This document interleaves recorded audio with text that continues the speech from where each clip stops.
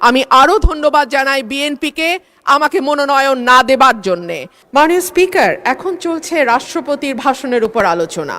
বাংলাদেশের সংবিধান অনুযায়ী প্রধানমন্ত্রী এবং প্রধান বিচারপতি নিয়োগ ছাড়া রাষ্ট্রপতিকে আর সকল কিছুই প্রধানমন্ত্রীর পরামর্শক্রমে করতে হয় এবং প্রধানমন্ত্রী রাষ্ট্রপতিকে কি পরামর্শ দিলেন সেই ব্যাপারেও কোথায় কোনো প্রশ্ন উত্থাপন করা যায় না। সে কারণেই দীর্ঘদিন ধরে রাষ্ট্রপতি এবং প্রধানমন্ত্রীর ক্ষমতার ভারসাম্য আনবার ব্যাপারে বারবার আলোচনা হয়েছে। সরকারি দল, বিরোধী দল, 24-এর অভ্যুত্থানের আগে পরে সকল সময় বলা হয়েছে যে রাষ্ট্রপতি এবং প্রধানমন্ত্রীর ক্ষমতার ভারসাম্য আনা হোক। বিএনপি তার ভিশন 2030 এবং 31 দফাতেও এই ব্যাপারে সুনির্দিষ্ট প্রস্তাব রেখেছে।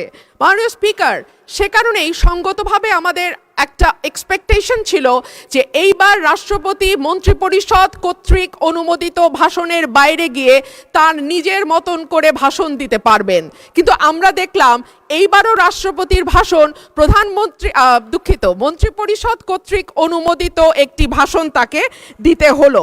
সো আমরা যদি এতটুকু স্বাধীনতা মাননীয় স্পিকার রাষ্ট্রপতিকে দিতে না পারি তাহলে আর আমরা কোন ভারসাম্যের কথা বলছি?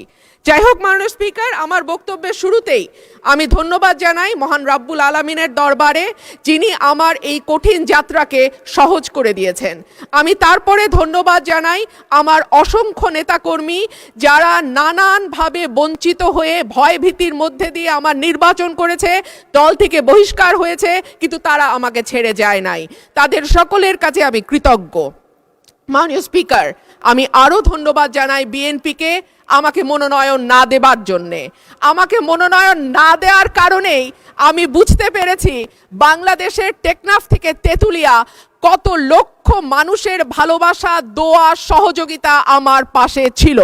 একটা দলীয় গণ্ডির মধ্যে থেকে নির্বাচন করলে এইটা বুঝবার সৌভাগ্য আমার হতো না। মাননীয় স্পিকার, আমি গভীর শ্রদ্ধার সঙ্গে স্মরণ করি দেশনেত্রী, 3 বারের সাবেক প্রধানমন্ত্রী বেগম খালেদা জিয়াকে, যিনি আমাকে স্নেহ দিয়ে রাজনীতিতে এনেছিলেন এবং আমি বিশ্বাস করি তার অপূর্ণতা এই সংসদে কোনো দিন পূরণ হবে না।